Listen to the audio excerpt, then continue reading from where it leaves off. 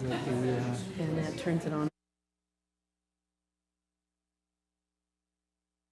Yeah, when you're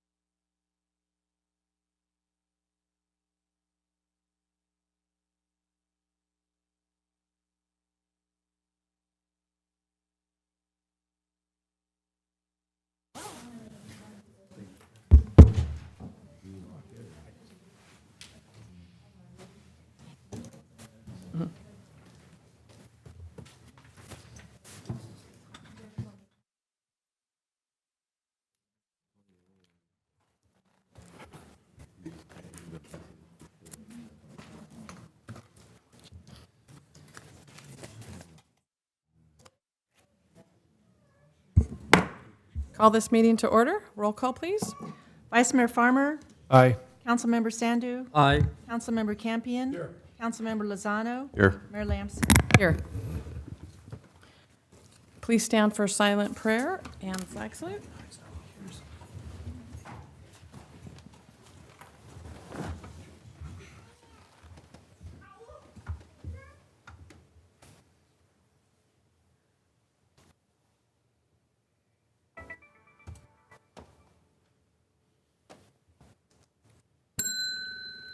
Councilmember Sandu, would you lead us in the flag salute? Just start it. I Pledge allegiance to the flag of the United States of America and to the republic for which it stands, one nation, under God, indivisible, with liberty and justice for all.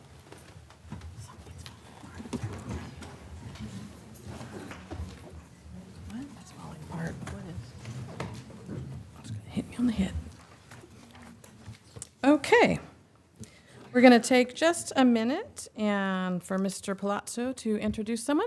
Yeah, I'd just like to take a quick minute to acknowledge and introduce Michael Salling is joining us tonight. We've talked a lot about Mike. He's been in our council meetings before, or actually as I hired him and introduced him to the city council. Had a nice write-up in the newspaper. He comes to us from San Joaquin County with over 26 years of experience. Lives nearby in Lodi, and I don't know if Michael would like to say something to the council real quick. And thank you, Gene. No, I just really excited and grateful to be here, and just look forward to serving the city. I'm very attracted to the small town feel and family friendly atmosphere, and just looking forward to being part of the team and taking the city forward. Thank you. Welcome.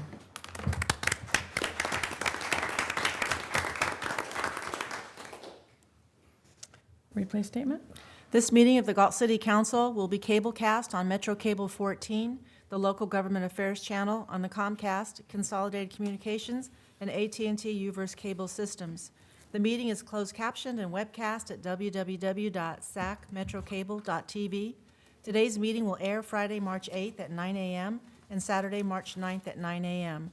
The City Council meeting videos are also archived on the city's website. A DVD copy is available for checkout from any library branch. Thank you. Are there any agenda approval additions and/or deletions?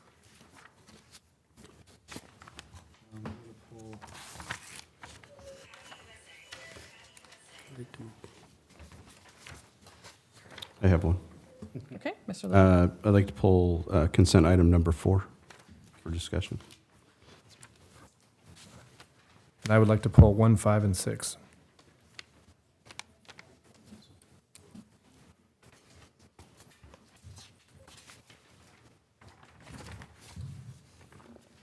Okay. Very good. Moving on to presentations. Chief Sockman.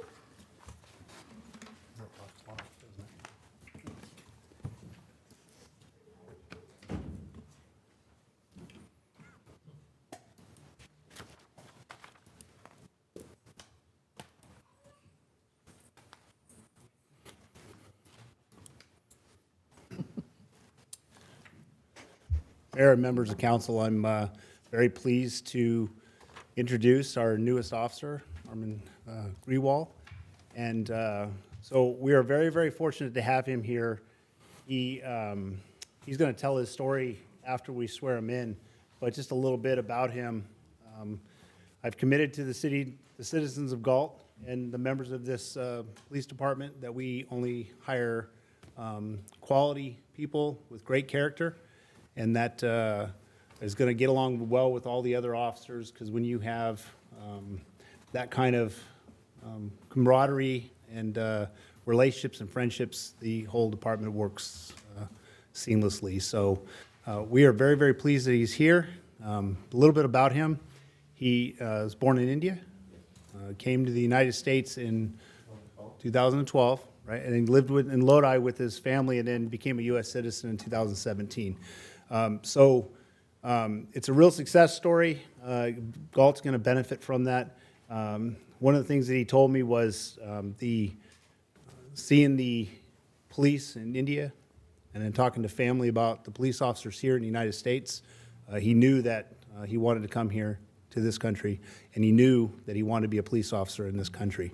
So we are very, very fortunate. And tonight, he has his family here, and you also brought your uncle, who is going to pin on your badge following your swearing in.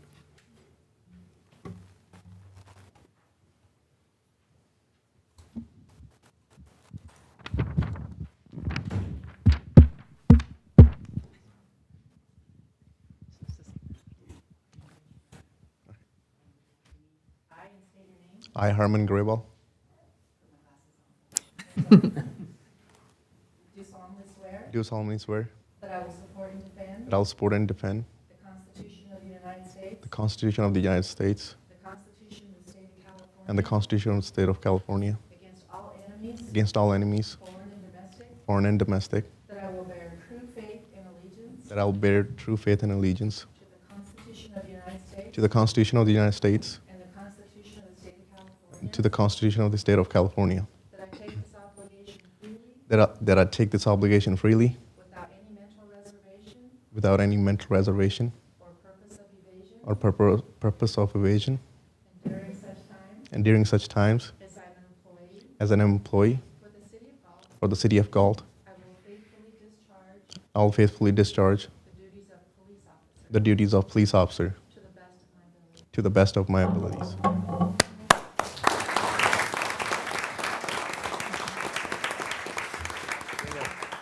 Where's Uncle?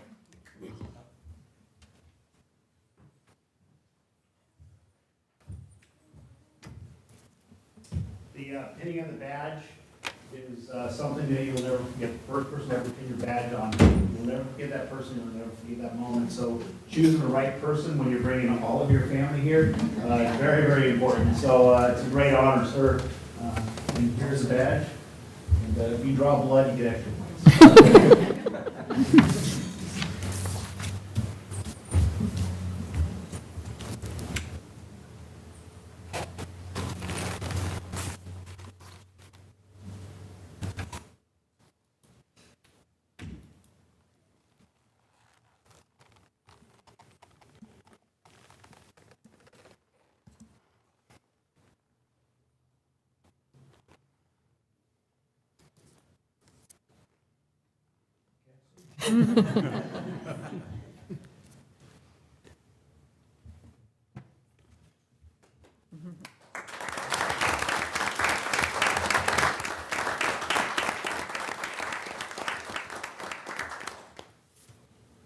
Now, if you go up, introduce yourself to the. Thank you.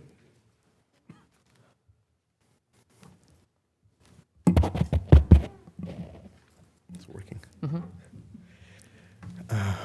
First, I just want to thank the Galt Police Department, the City Council of Galt, and I want to thank the community for giving me this opportunity to work for City of Galt and the Galt Police Department. I'm excited to be here and join the team who really takes pride in its community-oriented policing, and with the help of my great team, my FTO and my supervisors, I want to carry on this tradition and want to engage in the community and be a part of this community.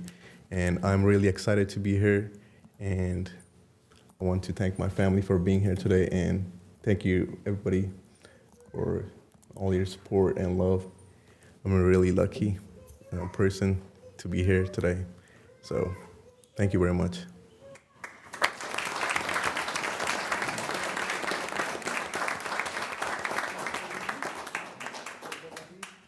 Can we get a picture?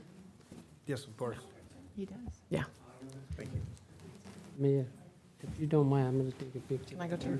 Okay. Who wants to come down with you too? Okay. Not me. I'm going to stay. I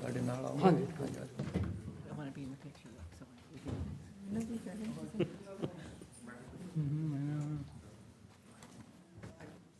I'm going to take it. Thank you.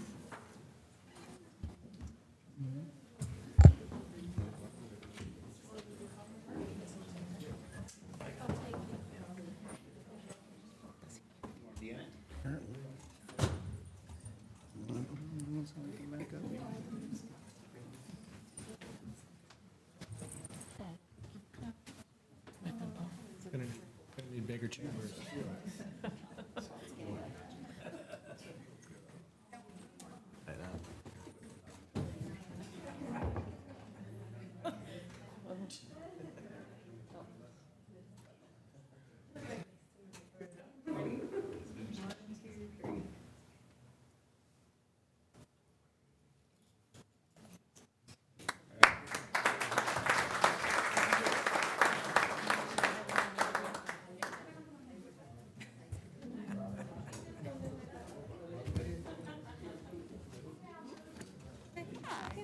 Thank you.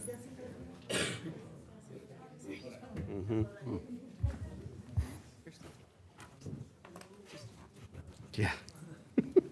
You don't want to smile? Yeah.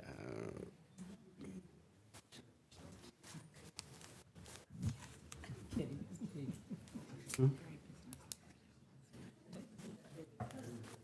Yeah. The Photoshop you right out. Right. Either that or you can crush every one of their family parties from now on. I'm in the All picture. depends.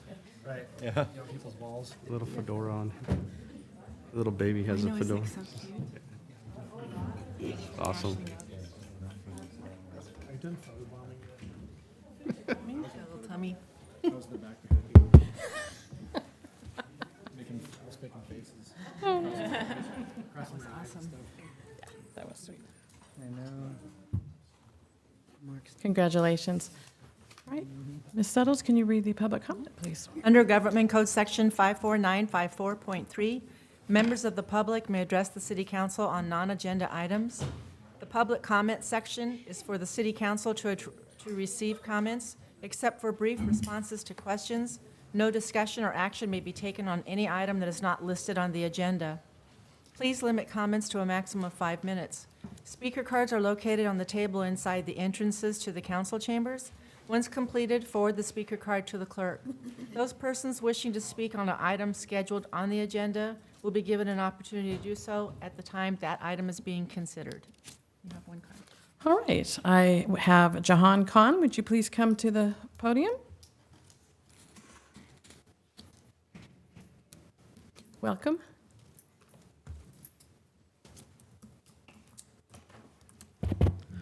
Good evening to city council members. Good evening, and good evening to the folks of Galt.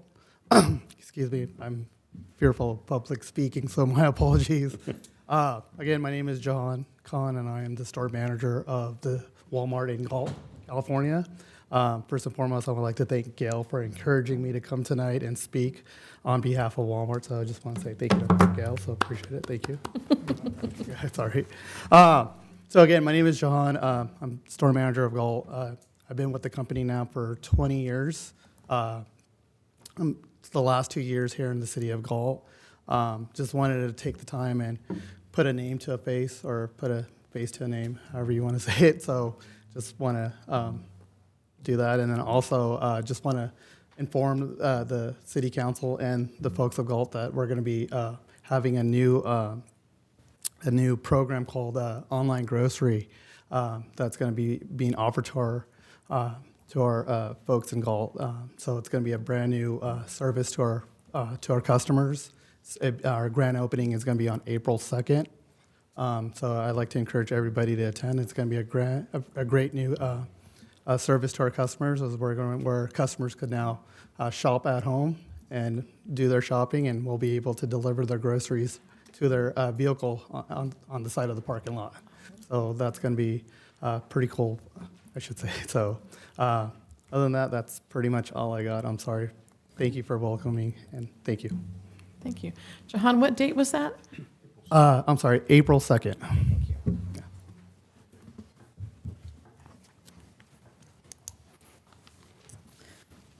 All right.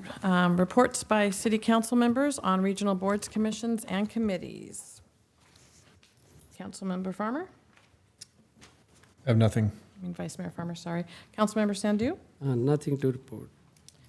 Councilmember Campion? Yeah, last week, the committee for the Habitat Conservation Plan met, approved the budget, and also approved the fee schedules So those will be going forward.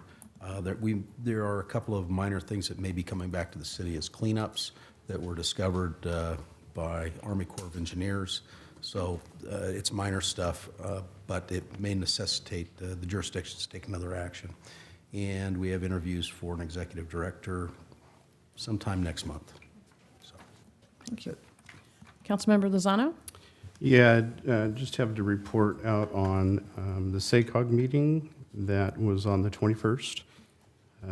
We had a presentation, prosperity partnership presentation, and so folks were brought in from outside of the area to talk about how SACOG could really look at mega regional areas to address some of the needs.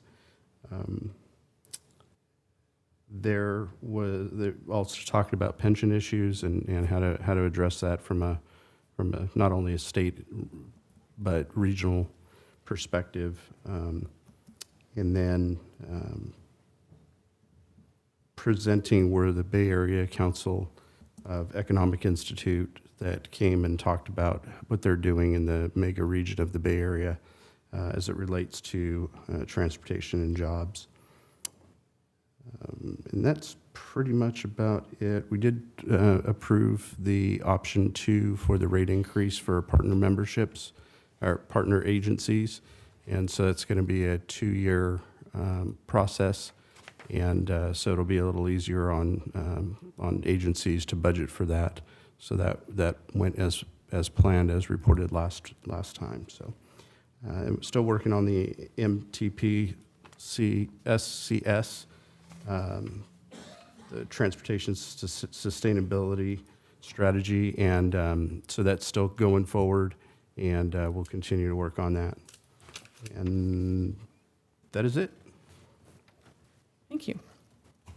Last night, I went to the beginning of the Youth Commission meeting, and then I ran over to a meeting with Development Department about zoning in the Notch area, which is Simmerhorn and Marengo. And we had some good conversations, very well run. It was highly attended. There was standing room only, so we had a good meeting with that. I attended the Sac Metro Air District Board meeting, and a lot of the meeting was regarding AB 617, which is the community air protection legislation, and how it may impact businesses in Sacramento County. In particular, the California Air Resources Board is finalizing regulation that will require most permitted businesses in our region to report emissions. Also, they identified 10 communities within Sacramento County that have the highest pollution levels. And if you remember, most of the air pollution today is still caused by vehicles.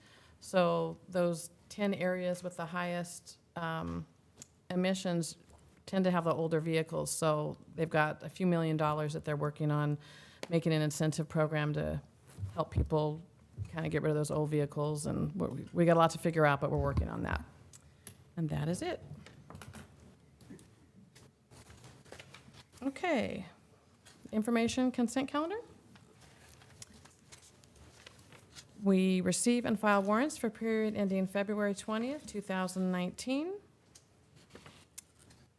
Approve allocation of $500 to the Galt District Chamber of Commerce 100-year anniversary banner program for hardware from Mayor Lampson's discretionary funds in the fiscal year 2018 to 19 budget.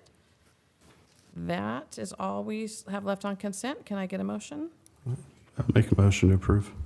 Made by Councilmember Lozano, second. Second. Second by Vice Mayor Farmer. Roll call vote, please. Vice Mayor Farmer? Aye. Councilmember Sandu? Aye. Councilmember Campion? Aye. Councilmember Lozano? Aye. Mayor Lampson? Aye. All right. Subject 1, the minutes of the regular meeting of the February 19th, 2019. We have pulled the minutes. I think Vice Mayor Farmer pulled the minutes. Yeah, it was just a couple small things. Sorry I didn't get this to you earlier, but last week we had a public speaker, Mr. Reuben Epstein. In the minutes, it's written as a Reuven with a V instead of a B. So just a simple name correction. It is a V? No, it's actually Reuben with a B, but it says V in the minutes, like a Reuven. I believe it's a I V. thought it was V. Yeah, it's a V. Is it, in Yes, fact, it is. really? Yeah. Yeah. Well, I apologize, Mr. Epstein. And the second thing was, we had, it had mentioned that we had the motion and approved the purchase of the banners, and it basically stated that we had approved a purchase of an even number of banners for the banner program, but we did in fact have a number of 50. I know that's changed to 48 now, but I just thought it was awkward that it didn't mention any quantity that we had approved to buy. Thought that maybe that was important to have in there. So that's it. That's all I had. Okay, thank you. Move to approve the minutes. Second. Okay, Councilmember Campion and seconded by Councilmember Lozano. Roll call vote. Vice Mayor Farmer. Aye. Councilmember Sandhu. Aye. Councilmember Campion. Councilmember Lozano. Aye. Mayor Lamson. Aye. Motion passes 5-0. I said the consent calendar, I apologize.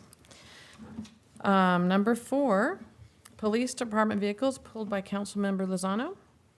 Yeah, I just wanted to ask a couple of clarifying questions in regards to the purchase and the use, the funds that are being used to purchase them. We have supplemental law enforcement service, which is Fund 070, Measure R, and then also the Community Facilities District money. And my understanding is none of this is general fund money, but could you explain how we got to the point where we had the ability to purchase 3 vehicles out of Measure R? And then secondly, the Community Facilities District and how we get that money and where it comes from, I guess. And then I have a comment at the bottom there. So. Okay, and if I drive out of my lane, I'll kick it to the finance director for specifics about the CFD. However, related specifically to Fund 47, there are 3 vehicles that are determined up for deadline. And on your staff report, it identifies the 6 vehicles. Those 3 of those vehicles are Measure R at 62, 64, and 65 are all currently Measure R cars that were purchased at that time. They've run their life expectancy, and you can see the verbiage on the side for the different drama they have. So that's the justification based on the expenditure out of Measure R for that specific item. And then the CFD is what I really call the Melrose for public safety, includes fire, and it's for all new development in the community that occurs. And so there's a portion of property tax that goes specifically to that fund. Some kicks over to CFD fire for their component of work, and that can include things, and currently includes 1 FTE in that fund, but there's the ability to purchase equipment and other things related directly to the issues under the public safety umbrella. There's much more discretion in Fund 38 than there is Fund 47, because 38 was an especially approved tax by the, 38 wasn't like 47 was the Measure R sales tax. The Measure R sales tax has specific components and actions that we need to take in order to expend the funds. So that's where Thank you. we're at. Yeah, thank you. And I just want to make sure that we're doing what we can to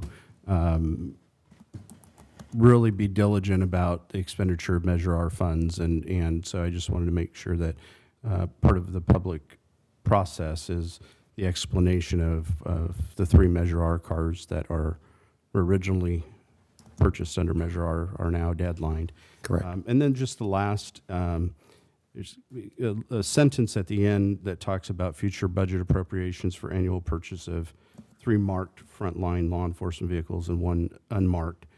And it'll be evaluated as part of the future annual budget development process. I just want to make sure that as we move forward that we're not inadvertently using either Measure R funds or other funds that that are protected or funds that are specific for that, and that as we go through, we identify why we're spending that money, and then, you know, as we move forward through a vehicle replacement program, that we really address it in the general fund budget as we move forward.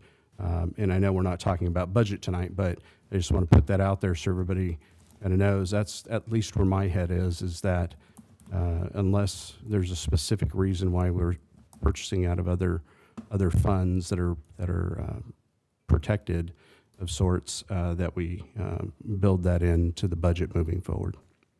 Fair enough. And one thing I wanted to add on this, These numbers that are presented for our purchase tonight, we were making the request through City Hall, and the due diligence was done actually by Mark Clarkson, who's less emotionally involved about our rolling fleet, and he has overall responsibility for the vehicles. So based on his recommendation and the chief's ask through City Hall, they were almost identical. And we've said for some time the 3-in-1 maintains a, I guess, lack of a better term, an expected expenditure from year to year, so you can predict that. Right. And I think you saw probably from Claire in the last meeting that there was a number of $240,000 for vehicles. However, based on the change of the make and model of vehicle that we're going to be using going forward, that number is going to be $185,000. So there's actually some capacity and savings that since your last meeting and presentation. So, Awesome. yes. That's good news. Yes. Yeah. And the reality, I mean, I don't have a problem with whether or not we need to purchase vehicles or not when it comes to public safety and the safety of our employees. I think it's important that we do that. And I think it's more important moving forward that we don't come to a point where we have to come to a council meeting to ask for that we just build that in as part of our budget. Okay. So thank you very much. Sounds I good. appreciate it. Thank you. Is there any other discussion? Yes, I have some stuff. So again, along with what Rich said, I'm very much always try to be in favor of giving you guys what you need. But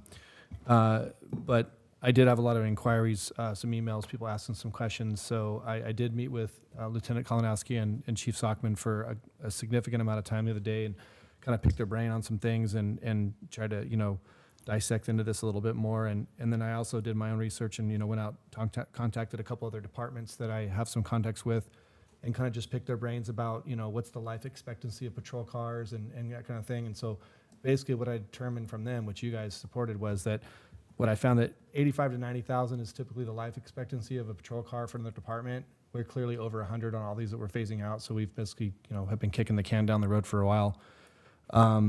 So I just, again, we talked about ratio of officers per car and uses of the cars. We really kind of dove into a lot, and they were very helpful in their answers. But one thing I wanted to touch on that I think was important is the chief pointed out that we currently are using Ford Crown Victorias and the Interceptors, the Explorers.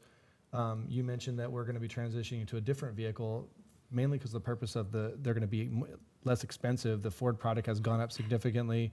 And so originally what would have been almost a $500,000 request for these vehicles is now only a $405,000 request because of that. So would one of you like to mention just the vehicle change, what that is? Yeah, so historically, as you've seen in the community, the Ford Crown Victoria, which most people are familiar with, was phased out by Ford, and we went to that Explorer look vehicle that most agencies went to. CHP, that was their primary vehicle. But to be direct, Ford has priced us out of the market. So the price for those Ford Interceptor SUV models, if we were to buy them now, with sales tax and everything, is about $39,000. And then if we were to buy the hybrid model so we can save gas, that price is $42,000. And so clearly, when you factor in another $20,000 or so to outfit the car, we're north of 60, almost at $65,000 per patrol vehicle. And on an item that clearly depreciates from day one because they get used pretty hard, that's probably not the best use of our resources unless we just have money laying around, and I don't sense that's the case. So we looked at the Dodge Chargers. There are several agencies that are moving to those. CHP also has a contract for now for the Dodge Charger. And the price for that out the door with sales tax and everything and the items we want on it for pre-wiring is $29,000.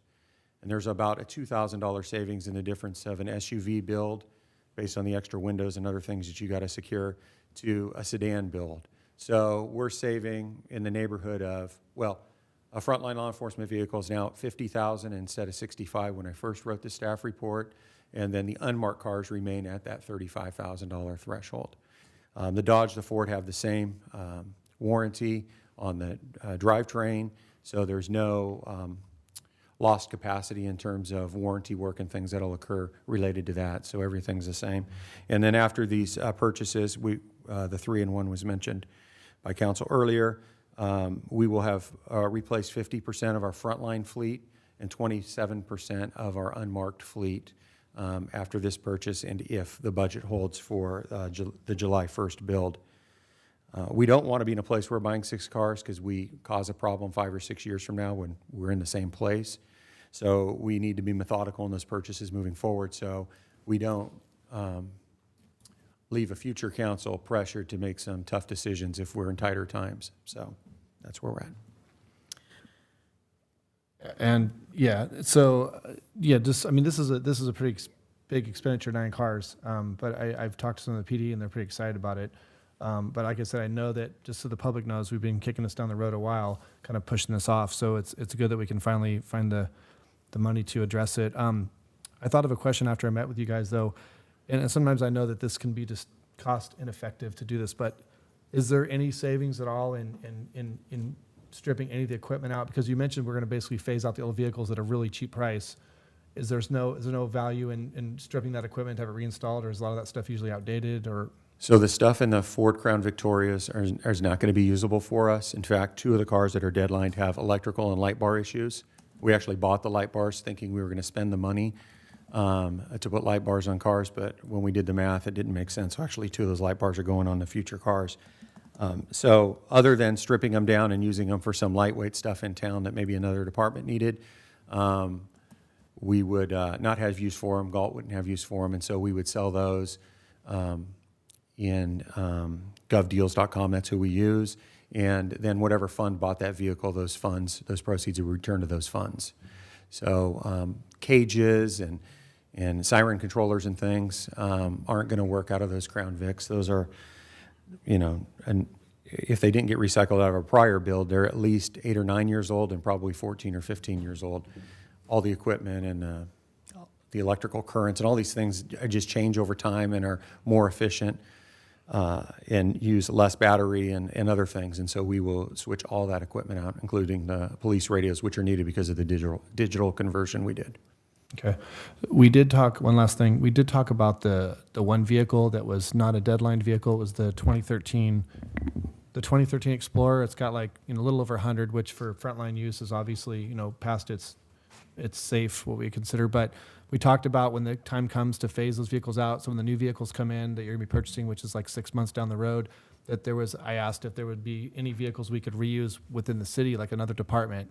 A 2013 SUV with 100,000, maybe useful in Parks and Rec or some other thing. You said that maybe we could, reach out to, maybe when that time comes, we can phase it out. Maybe we can talk to city manager and see if that vehicle would be useful. Because, the price you gave me, we sell these things pretty low.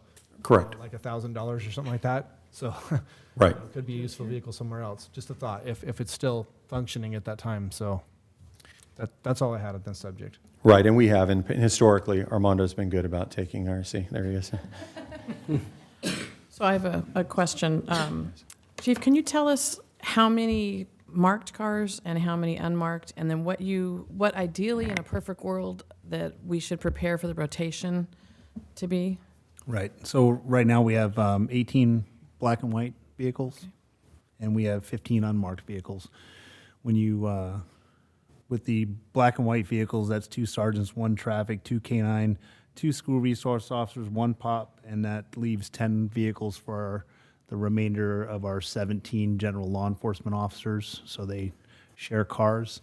And of the 15 unmarked, that includes our CAPS vehicles. So that's 5 detective vehicles, 3 admin vehicles, 1 crime prevention, 1 parking, 1 vehicle for other admin uses. And I mentioned those 4 CAPS vehicles. That totals 15. And how often would you like to rotate those? So in order to maintain our fleet to a standard, we're requesting that we purchase these 9. Next fiscal year, if we purchase another 3 and 1, then every subsequent year after that, if we did a 3 and 1, then we would be stable and we would be rotating the vehicles when they hit their life expectancy. We wouldn't be trying to spend a lot of money to keep them rolling when they really shouldn't be. So with the 3 and 1 rotation every year, that would really stabilize the fleet. And that would actually give us a good budget item where we can budget every year and stuff, so we wouldn't come to council with such a big request. So, thank you, that helps. Is there any other discussion? I would like to make a comment. this vehicle is really, I think I will support it. I really need it because these departments work in the front line. They need to do their job. They need tools. And the tools they use when they go on a front line. I also really appreciate when the cost comparison. That's a very important part of any business or the city. When you doing anything, if you cost effective, and I believe they did it. They go with the different dealership, and we all know the Ford jack up their price. So thank you. I really thank you. Yeah, you're welcome. Yeah, so there were some questions when I was thinking, the 100,000 miles, there were people like, 100,000 miles on a 2013 vehicle, that's not, and that's why I, of course, went out and did my research, but, so just so the public understands, 100,000 on a police vehicle, these things are driven in town, so it's like 100,000 city miles. That's hard miles on transmissions. Crown Victorias, to me, are not like what I would consider like, they're not like a Toyota where they're gonna go. So that's 100,000 is really pushing it. So I definitely think that we've stretched every dollar we can out of these cars, and I'm personally am very satisfied with the information that we were given, and that this is the right thing, in my opinion. So I actually would like to make one more comment. And so for the public, a police car is a police officer's office. There are days where you respond calmly to calls, and there are sometimes you have to go with lights and sirens. There are times where you're driving the speed limit for weeks at a time, and then at a moment's notice you have to exceed the speed limit in a chase or trying to get somewhere to get help to somebody in a moment's notice. And so when you're talking about 100,000 miles on a police car that sometimes is idling for periods of time, more than a normal car, or when you're in a chase and it goes over rough terrain and it does a lot of damage to the undercarriage, the transmission, and heavy braking and everything else. So these cars get put through a lot. We are fortunate in the city of Galt where we don't have a lot of crime that impacts us and we're not very big. I mean, our square mileage. But you never know when something's going to happen. And the best example was last week where that chase went from Modesto up through into South Sacramento. We were involved. And so you don't know. It's not just about what's happening. It's what comes into our city. So you just don't ever know. And so the vehicles have to be safe. They have to be reliable. And we have to do that for the police officers to make sure that the vehicles are going to hold up to those conditions so that there's not an equipment failure where the car shuts down and we can't get to where we need to be, or there's equipment failure and somebody gets seriously hurt. So I thought that was important to say too. So when Vice Mayor Farmer was talking about, there's only 100,000 miles on this vehicle, that's a lot of miles on a police car. And so what most agencies do is right about 80,000 miles, they're planning for the replacement. They're ordering those cars. It takes 6 months to get them in, then they have to get outfitted. These cars that we're purchasing now, best case scenario, we may see them in September, October. It'll be our first build, so there's always struggles on the first car, but that's probably when we'll see them. Might see the M-Marks a little faster because they don't need as much equipment, but that's how we'll see them.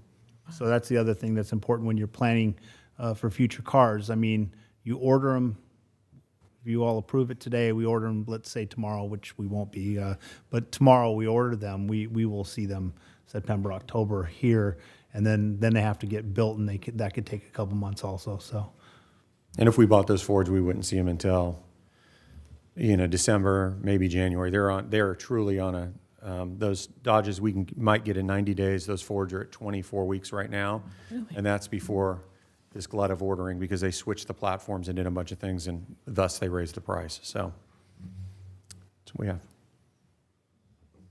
Any more discussion? Thank you, Lieutenant Kalinowski. I appreciate you coming and standing before the firing squad here. And I have a public comment from Rick Walters.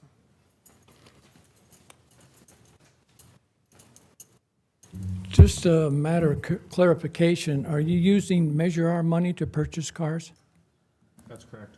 You can't do that. It's not in the voter initiative. Well, we did research that, and that was one of the questions that I did ask. I can bring you the code, and it says under no circumstances can you do that. You can't clarify what the voters voted for or not. You can't do that. You can't use it for a graffiti group cleanup either. I'll have you talk to him out in the other room if you want. I can take his number. We can meet. Okay. No, I'd like to have an answer if you can tell me. I don't want to meet with somebody in the private. I want it out in the open here. Well, Mr. Kalinowski, Lieutenant Kalinowski, sorry, is a part of the Measure Our committee. It's he that I spoke with. Is there some staff that would like to comment? So, the Measure Our tax initiative that went forward does allow for the purchase of, first allows for the hiring of the staff, which is the 7 officers and the 2 dispatchers, and subsequently we added some additional staff. And then it allows us to purchase equipment and training and use those funds for retention purposes, which various members of the council have been involved in over the years. So this tax measure has been in place since 2008, and there have been 6 or 7 different patrol cars that have been purchased, investigations vehicle, and replaced. And that has been a common, ongoing expenditure, and it's completely within the bounds of the use of Measure R. And we're happy to meet with the gentleman offline and provide him the text of that, but it's clearly outlined in the initiative, and it also talks about gang prevention and graffiti abatement. All that language is in Measure R.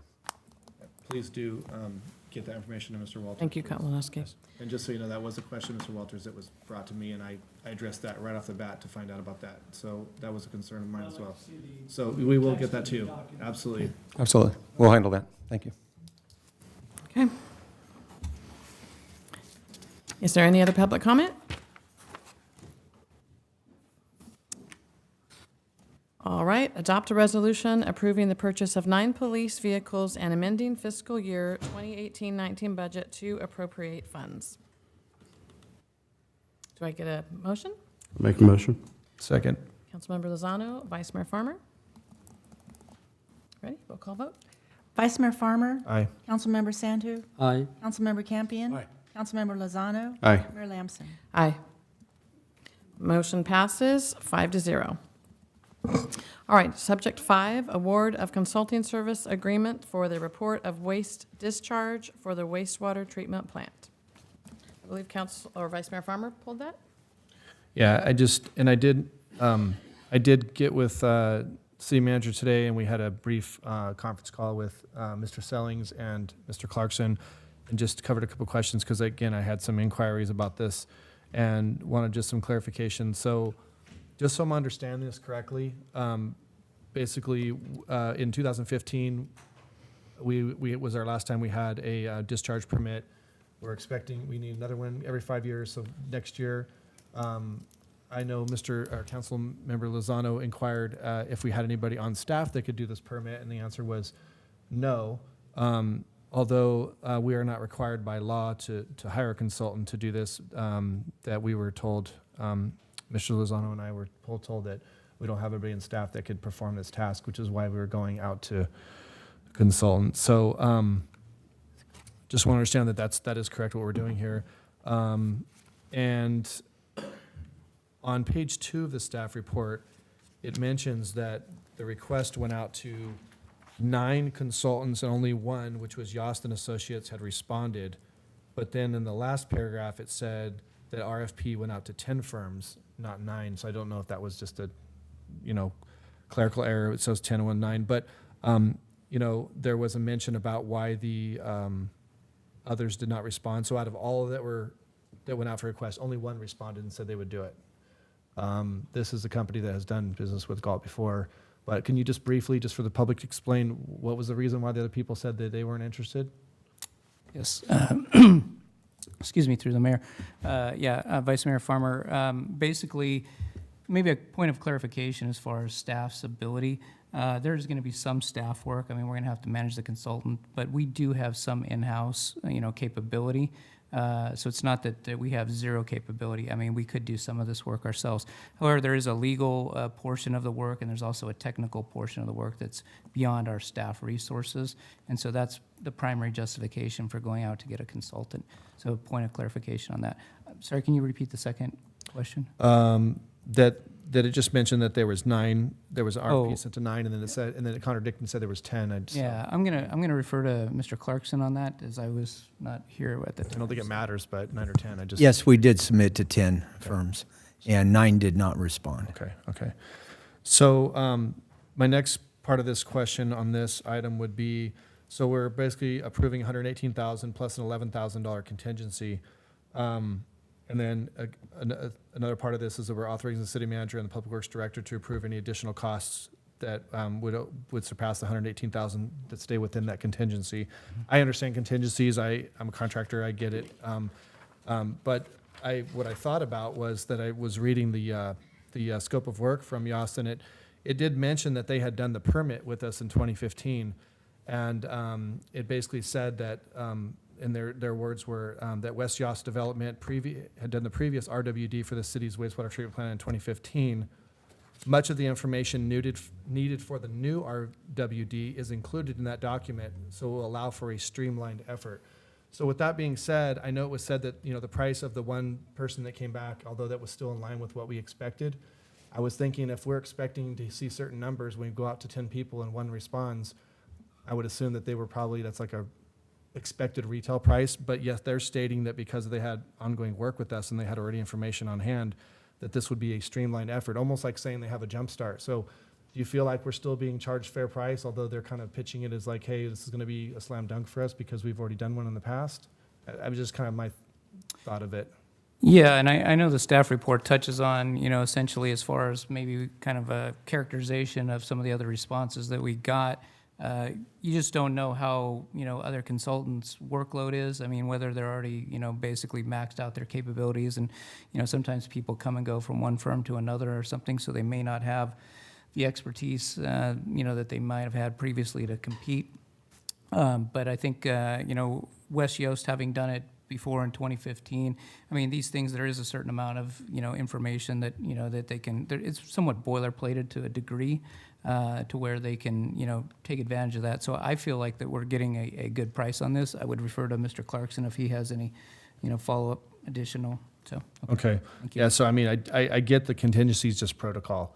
But I also always keep in mind when it comes to approving anything where there's like, you know, we're going to approve this much, but we can always go up to this much if we need to. You know, in the contracting business, it's like, oh, if we can get up to this much, we're going to try to change order this and that, whatever. So with that in mind, I'm just hoping that we can stay within that original number because for the fact they've done it before, Right. know what to expect probably. So I'm hoping that we can, I'm hoping that Public Works staff will work hard to keep them within the 118 so we don't, Yeah, absolutely. I'd want to give you every assurance that we will definitely make every effort on that front. The other thing is, too, with these things is, you know, sometimes the regulations and whatnot change or the parameters change. And so that can be some unforeseen, you know, additional work that might be required that would, you know, may need some of the contingency. Okay.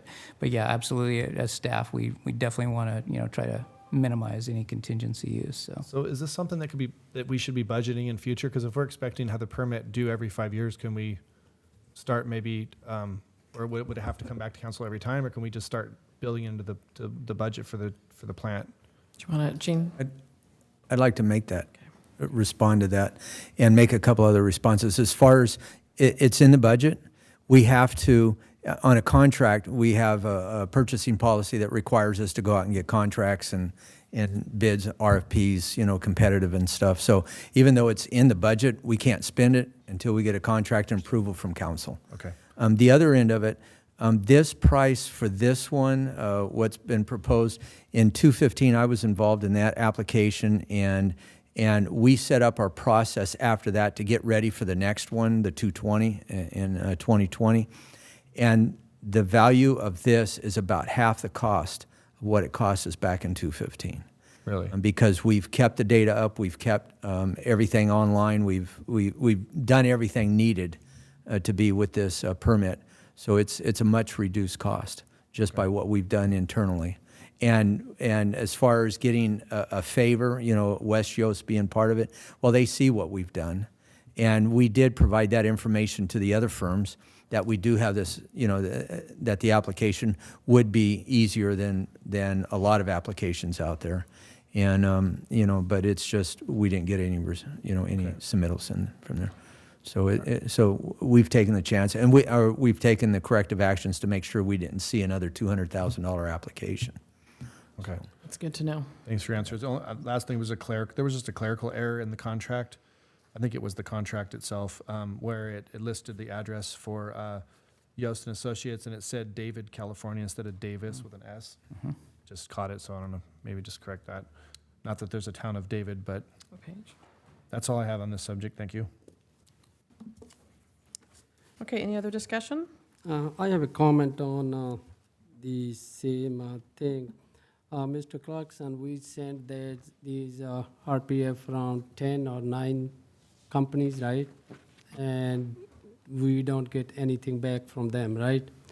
What kind of action, on the behalf of the department, did you guys approach them or ask them? Because what happened is the company already working with us, they have the information. It's easy for them to give the price. The company, when we can put giving these information to the different companies, they can have more information from the staff, more information from the staff. I'm not talking about, this might be a very good deal, but we need to do something with the cost comparison. And I know, I don't know what kind of your department protocol, did you guys approach them and tell them, okay, this we needed, what information you guys, we can provide them, so we can some kind of, or they just, you guys make your effort and they don't give you a response at all? Well, what we did is we put a comprehensive RFP, a proposal together, and it listed all the tasks that you see that are in the contract were tasks that we developed. And so it's a footprint for any professional engineer group out there to follow through and respond and see what we have. We also provided the documents that we had and the list of files.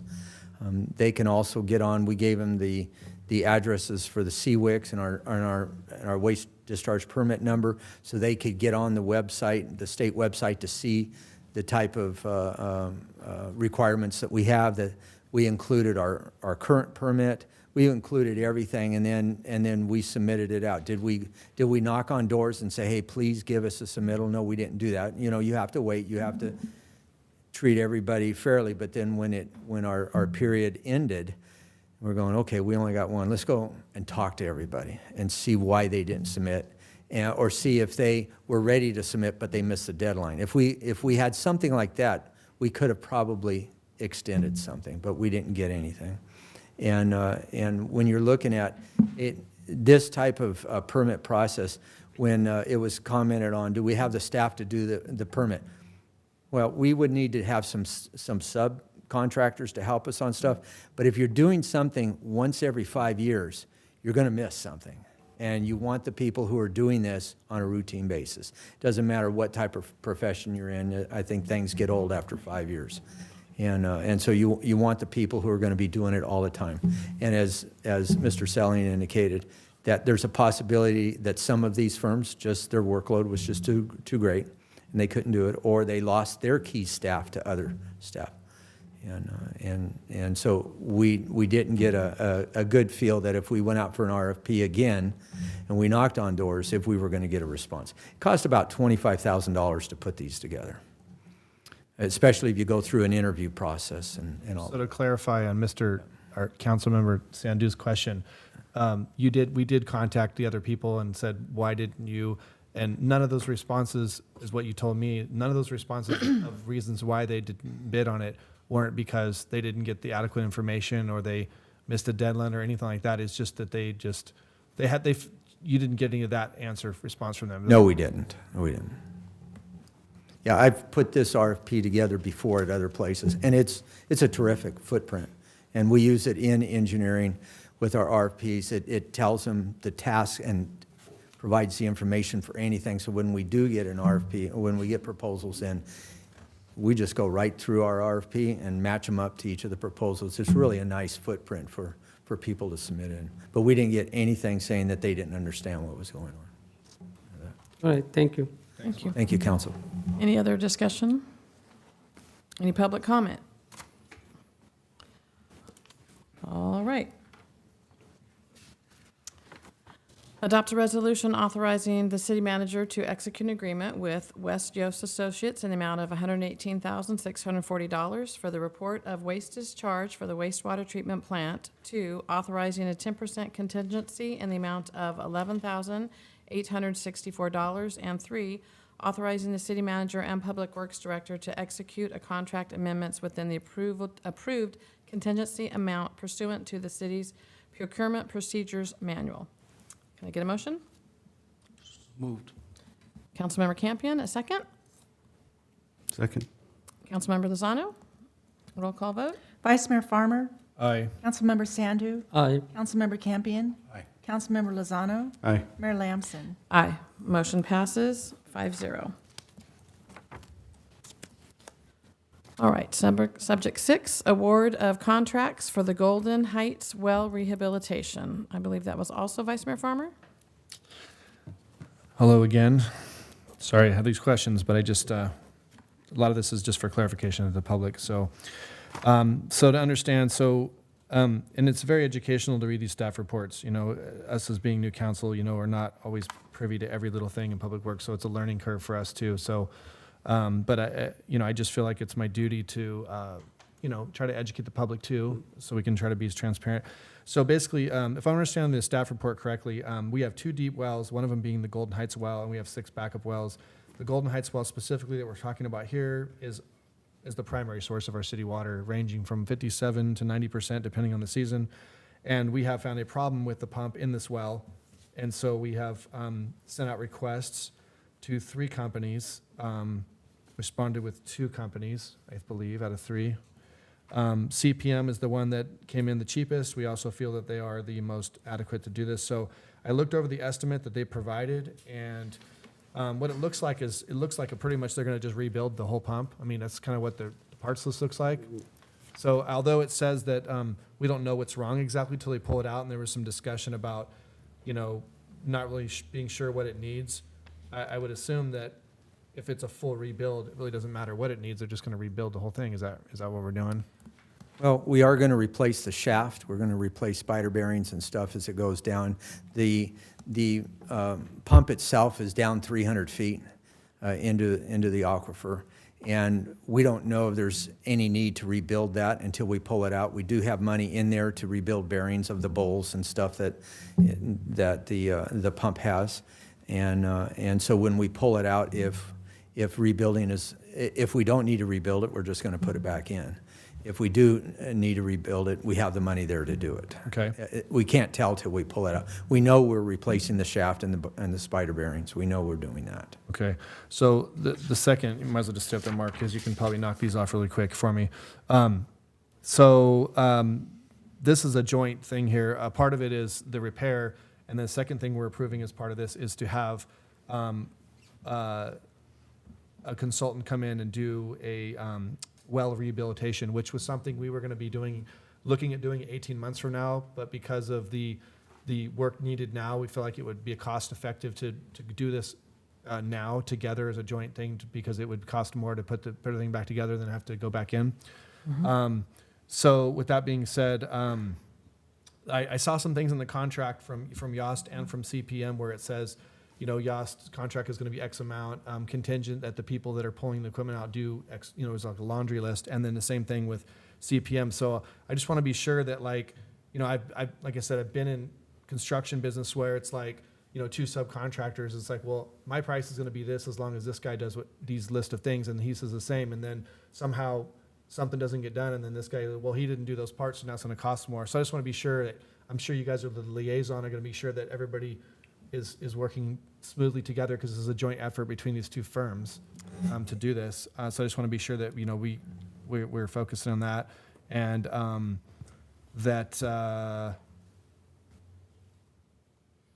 so the last part, which you answered earlier, but I want to clarify because this was an email I got from someone. The staff report mentioned in a letter from Yost, so it was their letter, not from us, that they said that when we installed the deep well in 2011, that they had done some initial testing for various elements and things, and the one for the arsenic was at 6.5 micrograms per liter, which was under the 10, which is the acceptable level. And then it didn't really refer to anything else about regular testing. And then it said in 2015, there was a level of 11. Level of what? A level of 11 micrograms per liter of arsenic, which is over the 10 acceptable. So my question to you when I talked to you today was, is that the last time it was tested and we were over? Can you explain that that's not the case, that we actually test far more frequently? Yes, first of all, from West Show's contract, they should have indicated that that was Monterey Bay well. It's a different well, where we blend two wells together. And the Monterey Bay well was at 10 to 11 parts back in November of that period. We test monthly for metals. We have this series of tests that the state requires us to do. And we do things weekly, monthly, quarterly, semi-annual, annual, and it's hundreds and hundreds of samples that we do throughout the city, throughout our wells and stuff. And arsenic is one that we do on we actually do in-house weekly, and then we go out to certified labs monthly on that. And all of that information is reported to the state. And so our drinking water, since I've been here, we've had one hit on bacterial, but nothing else. Everything else has met the primary standards and the secondary standards that is required by the EPA. And so this part of this resolution we're going to be approving is for this rehabilitation. So that basically, in a nutshell, rehabilitation is basically they're going to try to, assess this well and try to, give their input and consulting on how to make this well more efficient. Whether that means, I don't understand well technology that much, but I kind of tried to research it a little bit. So they're basically going to say we need to alter this or that, or maybe do whatever to make it where it's giving us a pure product. I mean, the goal is here to get better quality water. If we need to, Absolutely. We have several lenses that are deep, 1,500 feet down. And we know when we did the initial testing, we had some really low parts per billion on the arsenic. And then when the well came online, it was a little higher than we had anticipated. So we knew, or I knew when I saw the results, one day we'll go back in there and see which lens that higher arsenic's coming from and seeing if we can isolate that and get better water. It is meeting. That well meets everything. But because we have another well that's on the edge, if we can lower this one down a little bit, now we've got another well that can blend in together and continue to provide great just water. to clarify, this well is our primary source. So it is very important that we get this thing taken care of and addressed, because if not, this was to go offline. There was some verbiage in there about having to rely on some of our municipal wells, which are not producing stuff to levels that we're supposed to have, and so that it would be a huge domino effect of what could happen if we lose this well, right? Mm-hmm. Go ahead. That's correct, Vice Mayor Farmer. Basically, as Mark noted in the staff report notes, I mean, this thing's producing 50 to 90% of the city's water. And so there is a time constraint that we're kind of under here. We're trying to take advantage of, since we're going to have the pump out to check it and see what repairs we may need to make. Let's go ahead and have them see if we can isolate that arsenic, lens or two, whatever it may be, at the same time before the peak water, demand period starts May 1st is historically, I think, what our data shows. So yeah, and back to your comment about the two subs, that's why we want to make sure that there's very close coordination here, because we do have this time constraint, and this is our major, supply well, so. Okay, thank you, Mike. Thank you, Mark. All right, Mr. Plotz, I have a question. Since Vice Mayor Farmer's brought up possibly going over contract twice now, what is the procedure when the contract exceeds what's been approved? Does it come back to council? One, we have a contingency. If it exceeds that contingency, then it'd have to come back to Go council. back to council. Okay, thank you. Any other discussion? Any public comment? All right. Adopt a resolution, 1, authorizing the city manager to execute a contract with Commercial Pump and Mechanical Incorporated for a contract in the amount of $68,914.64 for repairs to the equipment at the Golden Heights Deep Well. 2, authorizing the city manager to execute task order number 3 to the West Yost Associates Master Agreement to provide consulting services in the rehabilitation of the Golden Heights Deep Well for a contract in the amount of $58,500. 3, appropriating $140,000 to the annual well rehabilitation capital improvement project, CIP number 58H, which includes $12,000 $585.36 contingency, and 4, authorizing the city manager to execute a contract amendments for changes in the scope of work which do not exceed the total project appropriation. Can I get a motion? I will make a motion. Councilmember Sandu, a second. Second. Vice Mayor Farmer? Roll call vote? Vice Mayor Farmer, Aye. Councilmember Sandu, Aye. Councilmember Campion, Aye. Councilmember Lozano. Aye. Mayor Lamson. Aye. If it's okay with the council, I would like to move the city clerk's report so we can appoint to the commissions as they're so patiently waiting out there. Is that all right? Okay. City clerk's report. Subject, consideration of appointment of representation to the city council committees, commissions, and boards. Thank you. Tonight we have Tina Hubert, Executive Assistant in the Administration Department, who's going to give the agenda report. Thank you, Tina. Good evening, Mayor and council members. At the February 19th, 2019 City Council meeting, ordinance number 2019-01 was adopted, amending the Galt Municipal Code regarding qualifications for committee and commission members. The qualifications allowed up to 2 members to reside within the Galt Joint Union High School District, and of those 2, the Galt Youth Commission may allow 1 member at large. Recruitment under the new qualifications was initiated on February 20th. The notice soliciting applications was advertised in the newspaper, placed on the city's website, and on social media sites. Applications received from the December 18th, 2018 City Council meeting through current date, which was through yesterday, are included. Appointments made tonight would be effective March 21st, 2019. And there is no motion necessary, as these are individual council member appointments. Thank you. So for the Beautification Committee, there's 2 vacancies. Vice Mayor Farmer and Councilmember Lozano each have an appointment. The applicants are Darlene Brown, Gioa Parrish, and Gail Weber. And so it goes to Vice Mayor Farmer. I would like to appoint Gail Weber to the Beautification Committee. And Councilmember Lozano. I'd like to appoint Darlene Brown to the Beautification Committee.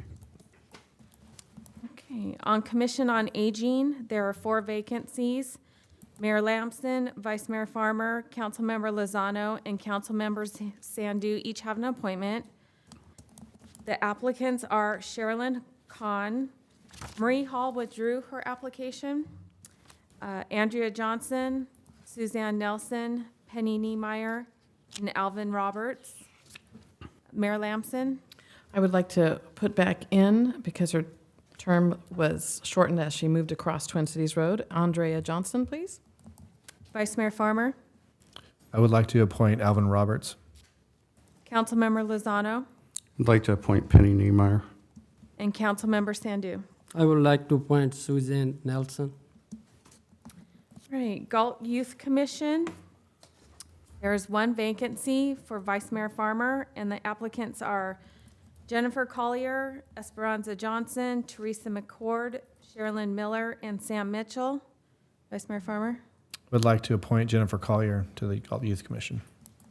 In Parks and Recreation Commission, there's 1 vacancy, Councilmember Sandu, and the applicants are Carrie Graham, Kelly Keegi, Teresa McCord, and Gail Weber. I would like to appoint Carrie Graham to the Parks and Rec. Carrie Graham? Carrie Graham. Yes. Okay, do you have any questions? Okay, thank you. Thank you, Tina. Thank you, everyone that came for that, and congratulations, new commission members. Thank you for everybody being so patient with that. It was a long process, and it was some of our commissions and committees didn't even have a quorum because they were waiting. But I think it was worth the wait. All right. Do we have any scheduled matters? No, we do not. Any regular calendar? Yes. Approve moving forward with wastewater treatment plant site as preferred location for the new transit operation and maintenance center. Mr. Palazzo? That'll be Mr. Selling. And I'm going to hand it over to Mr. Clarkson. Mayor, City Council, long time no see here. We have a we had a request. There's a couple of really nice timing issues that occurred just recently in the last 2 months, and one of them was new council coming in, wondering what's going on with the transit. We met with SACOG to discuss our our schedule and getting the stuff completed, and we've got some new people over at the school district, which may become or may not become a part of this. It's still in the air. So but it's good timing. We also have given you an update here, but we are looking at having the facility for you to adopt a resolution approving us move forward at the wastewater treatment plant to start looking at it, to look at the CEQA, the documents, and all the things that are involved with that, at that process. A lot of words up here, but this is the project update. We received a PTM ISEA grant, $3.3 million. That was for construction only. We went out and we purchased some property behind the parks, existing parks maintenance. City began all the environmental and preliminary design. We did RFPs, and we hired a GHD to do the work, and they had some subs, environmental subs and such. And I came into it right in 2016, I started becoming a part of it, looking at the environmental, looking at where it was at, and I started questioning what was going on with it. I started talking with SACOG, and then I looked at the budget that we had. We had a budget of just under $5 million from 3 different entities, and so went to SACOG and said, we've got to find a better location. And to come in and convince and talk with the city council at that time indicated that we had a project of about $14 million. It was a wish list that just kept growing and growing. And we were not going to be able in Public Works or in Parks and Recreation to come up with our share that was needed to fund the facility. So working with SACOG, they worked really well with us to not lose the money. They ended up embedding it in their other projects and stuff. And as we met with them a couple months ago, we gave them our schedule. It still meets in the timing that they have, meaning that in 2021 and 2022 is when we start taking the construction fees, from them, or putting in invoices for it. And in 2018, or 2017, what we also did when we knew we were going to go to a different site, started looking at around different land out by the MSC, out by the Walker Park and a few other areas. We talked with the school district a little bit on it. And then we've come down, as I've indicated in the last couple of months, it's decision time to start moving forward with what site we're going to have. So just a little bit more background. The site, this is the PD right here, and the MSC Industrial Drive, and Elm's coming in here. And this is where the parks maintenance is right now currently.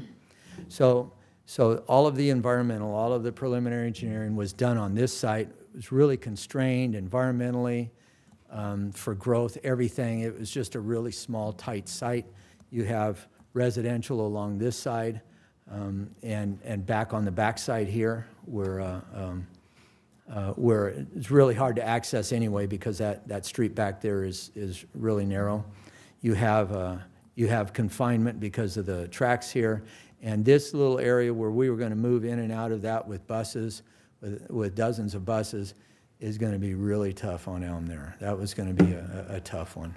And we were probably going to have to put a signal. So that $14 million is probably not the total cost that it was going to take us to put something here that was going to make it constrained, immediately. So as we started looking at other stuff, the school weighed in that they may have been interested. And over on the east side, they have a little area that's about 2.5, 3 acres where they have their high school and their elementary school buses in the site. Again, they're constrained because they have residential all around here. They own this property that they're on, and they thought it was, it could be beneficial for them to move to another site. And we've also talked potentially with other agencies, SACOG and meeting with RT. They thought that they would be looking at some regional sites for their systems, especially when stuff starts falling into this electrification that has to happen with buses. We did a citywide search. I know this is backing up a little bit, but we look at kind of what do we have to do? What are our goals that we have to have? Everything from the timing, our potential partners, all the way down to that current and future regulatory requirements. I mean, it just, you know, where are we going to fit it in? You got Walker Park over in this area. We've got the Parks building that was in here, MSC over in here. The school district has their facility up in here. And way up here in the corner, we'll get to that one in a second. But so we looked around to see where it would be good for growth, where it would not impact our property taxes and other things. But we did look at a few appraisals and stuff. We looked at the piece that was potentially for sale behind. This is the MSC and the police department right here. These are for sale. These lots right in here are for sale. We had an appraisal done on this back in 2017. We talked with the foundry owner. They wanted to keep this part where the foundry was. And we did a little schematic, in-house schematic, of just showing how the buses would lay out, how they would come in and out at Amador Drive or Spans Drive. It just depended. There's a myriad of different ways we could do this. It was just, this is one of the layouts I'm just showing right now. We kept looking around. Getting back to that little corner in the map, over the course of the time that I've been here in the last 7 years, the wastewater treatment plant site's been looked at a couple of different ways. There was an idea of putting a transfer station right here back in 2014. There was just a year and a half ago when we started negotiating with Cal Waste over the new contract. They were looking at having 20 or 30 acres. And we looked at this site right here, potentially, to have them lease it from us. And so there was a lot of, you know, over the time, the last 6 or 7 years, we've been looking at this site. And we did a few improvements that would make it, when we did the wastewater treatment plant improvements, we improved the road along here, just not only for our equipment, but if there was going to be a heavy use site on that, because it was being looked at pretty hard. Well, now we're looking at it pretty hard. And this area, going back just a couple for the people who don't know where we're at, this is Twin Cities. The roundabouts are right here. And right as you cross the railroad tracks, there's a little driveway that goes up to a 300+ acre parcel that the city owns, and it is in the city limits. It's zoned, it's industrial zoned. The planner's not here, so I'm going to pretend I'm a planner. It appears to potentially meet the requirements of the general plan and the use content of this area. Very good. Very good. Is that good? Is that good? Sounds good. And so it's a lot of room for growth. This area right here is a little over 9 acres, 9.5 acres. Right next to the ag building that we have out here that the school district rents from us to have their hogs and sheep out there. And really good access on Twin Cities. We also have a parcel, a 40-foot wide parcel along here, and this is Christensen Road right in this area. Twin Cities is here. We own this back piece back here, plus we own an area up here for wildlife that is a reserve for the Swenson hawk. The gun range that we have, the new West Side gun range is right here, and the old gun range is right here.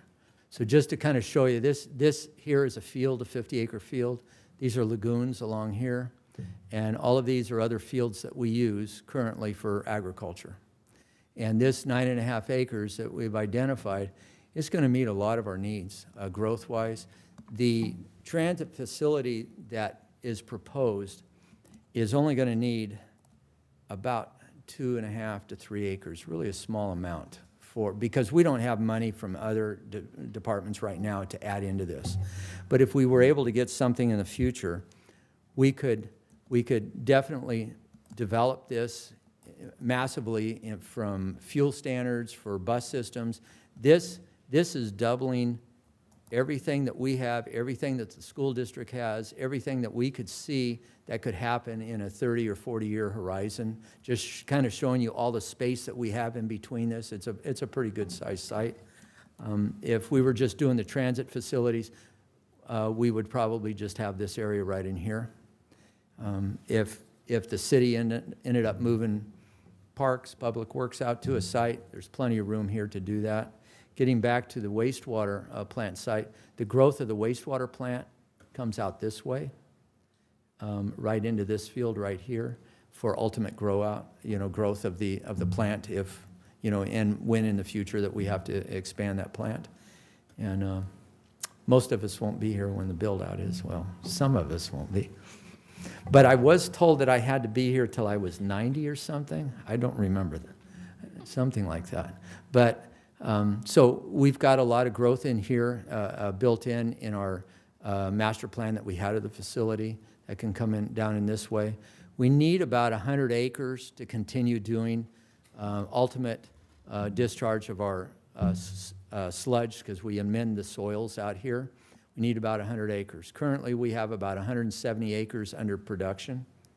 And so we have, I won't say it's a surplus, but if we release some acreage to do some key items for the city, it would benefit, it would not hurt the wastewater treatment plant or its goals of the plant, and it could potentially help the city. So,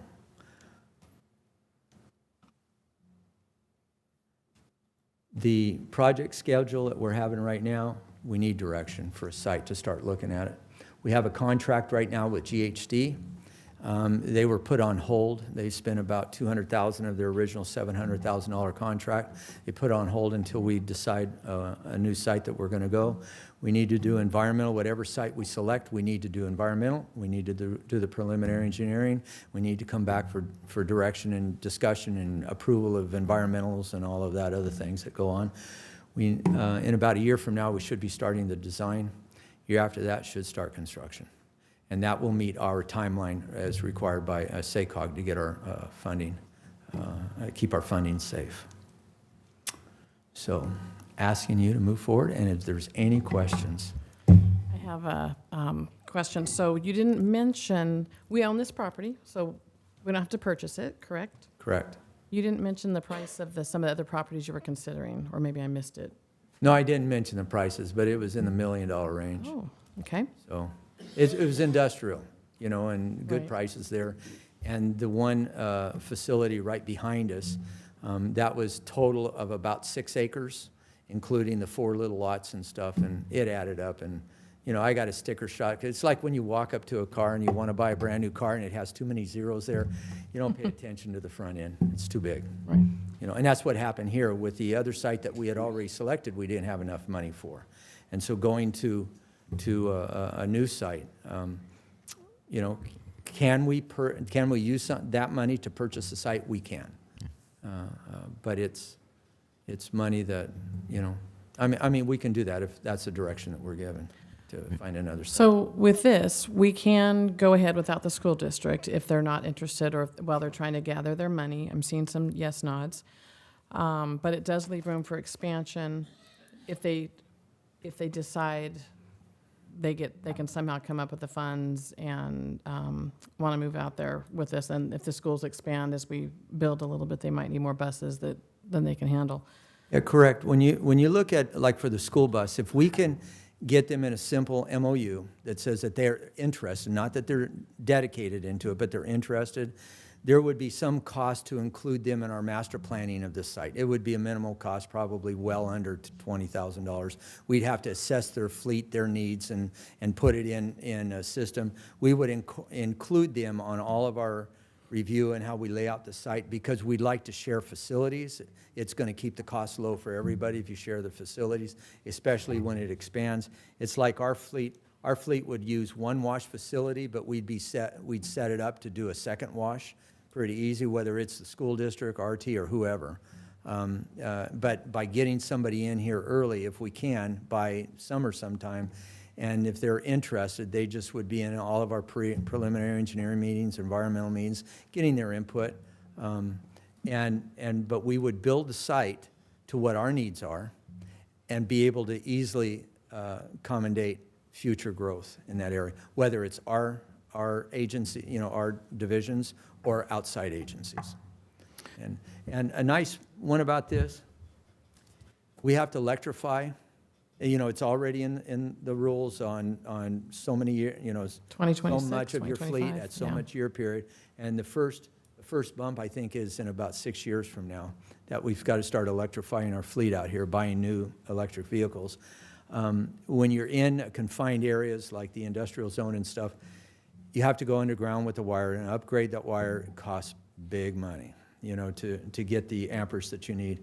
What preliminary from SMUD, I have not talked with them, but that was through RT. They said that that SMUD wanted to make sure that the sites never exceeded 77, where they come out with that number, I don't know, but 77 buses for electrification. So we have to be cognizant of that this site can't get overrun with electric vehicles. But I have not met with SMUD on it.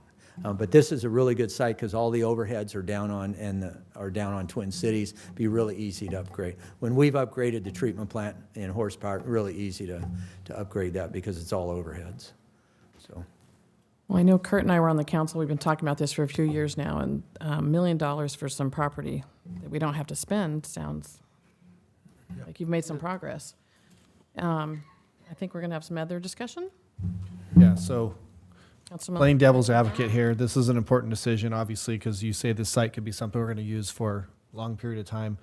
So I wanted to, before I ask some questions that I have for you, Mark, I wanted to establish first off that this project, to be clear, is not contingent on the school district being a part of it. Correct. So we need to move forward. Okay, and I mean, so it's like it doesn't really matter if we have them, or it'd be like ideal if we did. I'm trying to consider how much it would sweeten the deal if they were part of it. I mean, ultimately, is that something we want, or it's like great if they want to, but it's not. I ask this because I know CAST has been approached to this, but I've spoken to board members from elementary and high school, and there's been like a presentation to them. But I feel like they really haven't had a chance to just kind of chew on it a little bit and talk amongst themselves and come back and say, yeah, we like this side or we like this side or whatever. So what I'm saying is I just want to clarify that basically what we're doing is we're going to be moving forward, really not getting input from them on both boards that they like one side or the other. Because to me, one logistics could play a big piece. I mean, this site that you tend to be advocating for, which you feel is the best site, you know, is the furthest from the city. It's 4 miles from where we're at right now. It's like a 12-minute drive. I've did the logistics on it. So if you're talking about the proximity for the school district use, now for our use is probably different, but for a school district, you're talking about having buses have to drive, you know, from the utmost corner of the city into town. So I don't know how that's going to affect logistics as far as their fuel and all that kinds of stuff. From a city standpoint, if that's going to be our yard, so that's where our vehicles will be stored, right? Is that city? Whatever. Correct. So I thought so about 2 weeks ago, I had a parks worker, I forget it was Parks or Public Works, I forget, came out and was doing some work down in Old Town on something, and then he left, and he was gone for, you know, a good half hour, and he came back, and I said, well, where'd you go? I had to go grab some tools from the yard, which is just right over in Amador. So I started thinking, well, if people are running back and forth to the yard, I mean, you know, having the furthest point is definitely going to play in logistics and timing, you know, man hours of driving to go out and get equipment, to go out and fuel up or do whatever. It's the furthest most point. So I just been thinking about that. So I feel like if we are interested in bringing them in as a partner, and you say it's not contingent that we do, but if we are interested in them being a possible partner in this, I feel like we're kind of jumping ahead and not really giving them a chance to at least give their initial blessing about, like, yeah, we like that site. We would be interested if we had the money or whatever. We could talk more about that later. But yeah, that would be a good site for us. Or no, if you're going to pick that site, we're probably going to be out. I mean, that could be a factor for us. Other things would be, as she mentioned, the land. You own the land, so that's great. But I also am thinking that if you use the treatment plant, I was just down that road like a week ago. I drove that whole part of the treatment plant, and that road, obviously, you're going to have to improve that road at some point. So there's going to be a cost in bringing that road up to, especially if you're going to have buses or anything like that on it eventually, right? The whole along the tracks there. No. You can drive buses on that as is right now. It is set up you can drive a highway on this. Because we had anticipated that Cal Waste was going to build a system back here. So we did the sub-base set up to where all that Cal Waste would have to do is come in and put a couple inches of AC over it. We've already done the sub. So we've looked at some heavy truck traffic, plus we have cranes that move on that road too. So this road coming in is actually ready to take those light buses or light equipment compared to what we had planned on. I didn't mean to stop you there, but. No, you're fine. That's fine. That's fine. Yeah. You know. So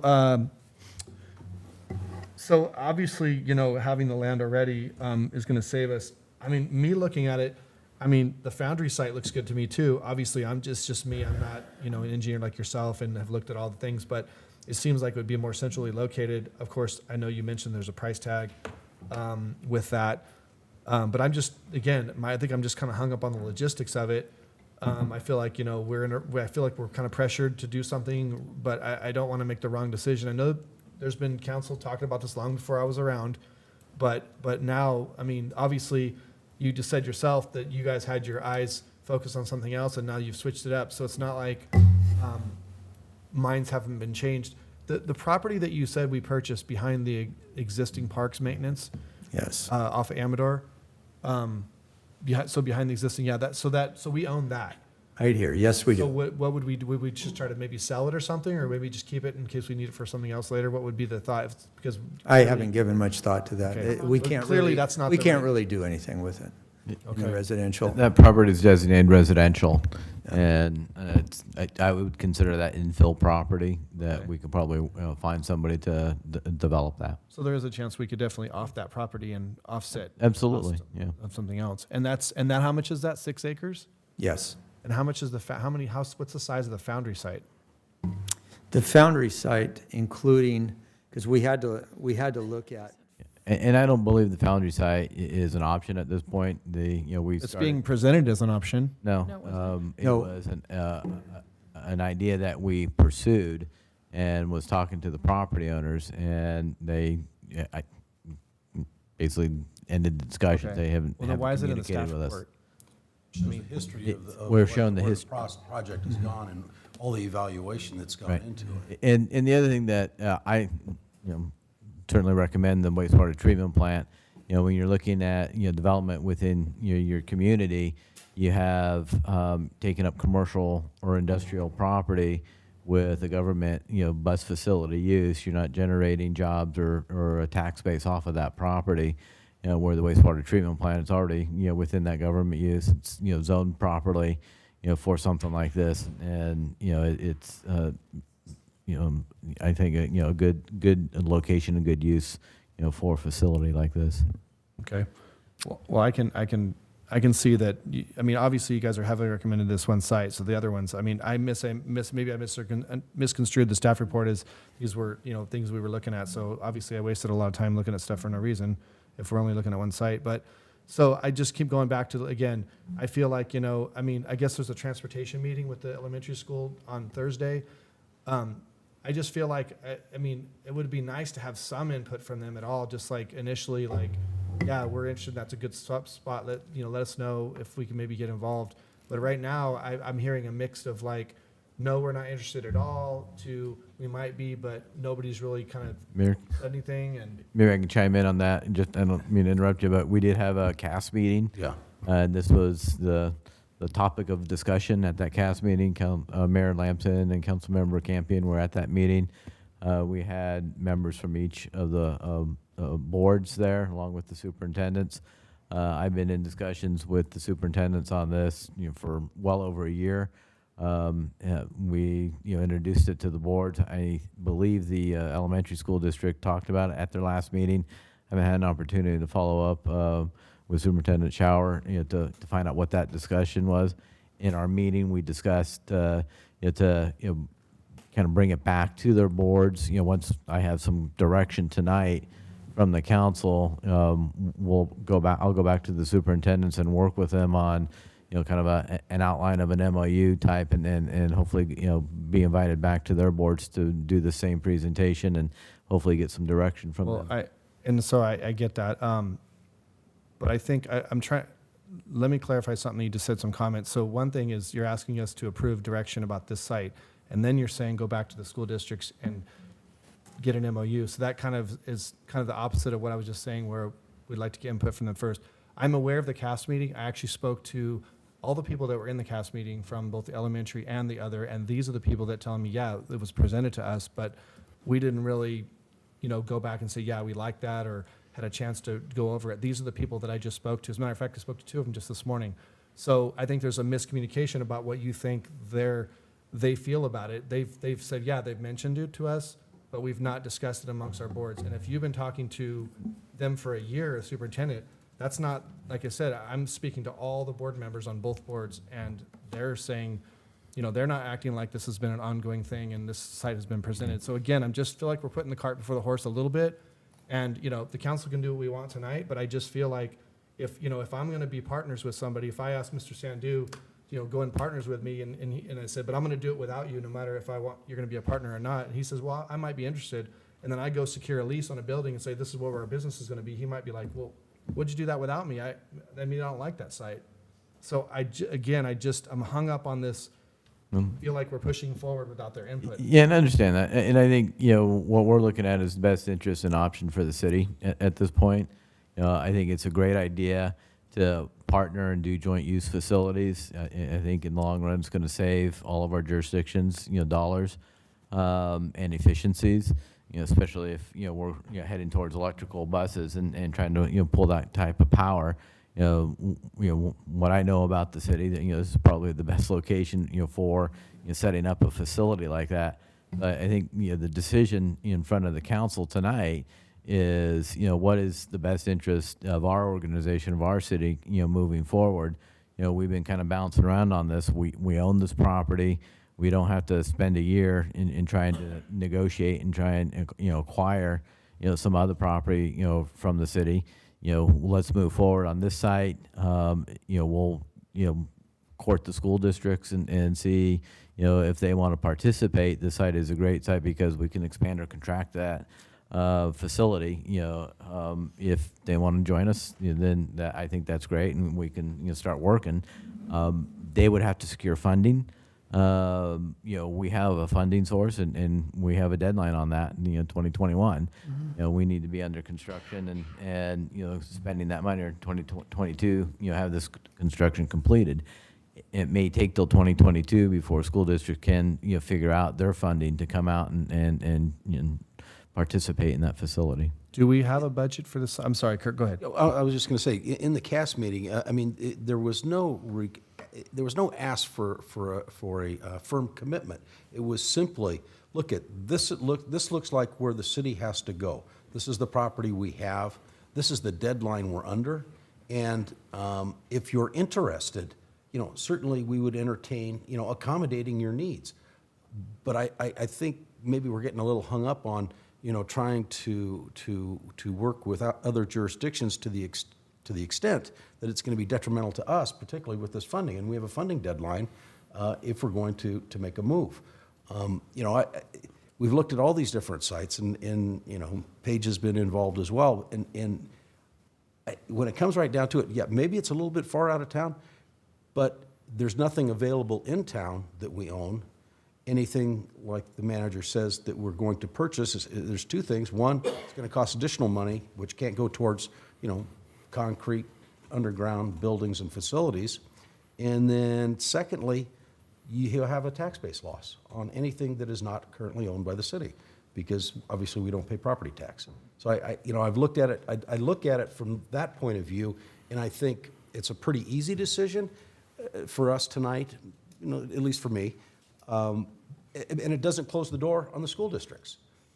I understand it may take them some time. All we need to know is, hey, do you have an idea that maybe you might be interested? And if they do, then we can work to accommodate, a future development with them. But I don't think we need to stop the process at this point because of their inability to make a decision. No, and I agree, and I appreciate your comments. I know you're very versed on this. And can I also clarify, it's 3.8 miles from City Hall. Okay. So it's not that far. And do they stop at the ride share? Don't our buses stop at the ride shows? That's like right there too. I think, so again, Kurt, I appreciate your input, and, you know, you've been involved with this a long time, and you were at the cast, so I get it, you're knowledgeable. I think some of my frustration comes back to the fact that this will be twice that I've been asked to vote on something regarding the joint use transit yard, whereas I'm basically still waiting. Tonight's really the first full presentation that I've been given at all that really goes into the history of it. I know when we voted last meeting to bring Mr. Winkler back to work on it, I was promised to get some kind of briefing on this facility, which never happened. So now here I am voting again to make a commitment on something that could be, you know, for a 50-year, 100-year commitment on a piece of property. So, anyways, I think that, you know, originally it was a joint use transit yard was the way it was presented. Now it's just transit yard. So obviously the school district isn't really a factor, and so we're going to move forward without them, and that's fine. I'm just trying to clarify that that's basically what we're doing. It's just, I don't think we're moving ahead without them. It's just that it's not requiring a commitment on their part today. It doesn't close the door on them in the future. So I think that I think we need to characterize it correctly, because I don't want to, you know, have the school districts get the impression, well, city's moving ahead, they don't care what we think. That's not the case.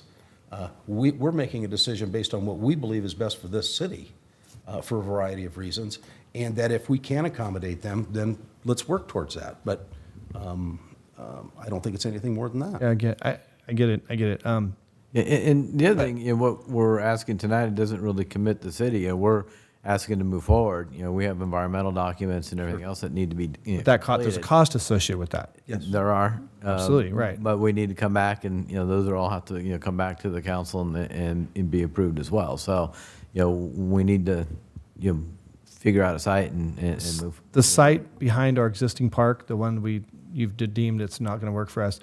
Obviously, that when that was the selected site way back when, there was money spent on that site to a point, and then it was decided that we weren't going to go with that site. Is that correct? There was money spent on that site? Yes, correct. Okay. So basically what I'm trying to establish is we are going to spend money. I don't want to spend $1 unless we're absolutely sure. I mean, the council probably will vote tonight that we're going to go with this site, but I'm still just, again, stressing that I'm asked to make a decision on something that I got 3 days ago. Just saying. You know, I like to be briefed and stuff ahead of time, especially if something this is a big deal. This is a big deal. This is going to be something great for the city. I'm sure it will be, all that kind of stuff. But again, that's my thing. So I'm done bringing up my concerns. You've all heard them. So. I'd like to make a comment about this site. The first time I saw this site, I was asking out loud, who in the heck chose this site? This was a horrible site to choose. Absolutely.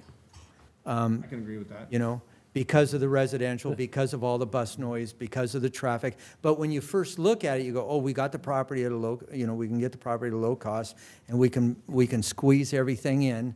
But as I look at it as future for the city, there's no growth there. We're going to have to put 15-foot sound walls in, you know, right next to these homes, and maybe if the people involved early had built a site like this, they would have saw that real quick. I've built a few of these, and you don't want them near people who want to sleep in until 6 or 7 in the morning, because we're getting out at 4 o'clock.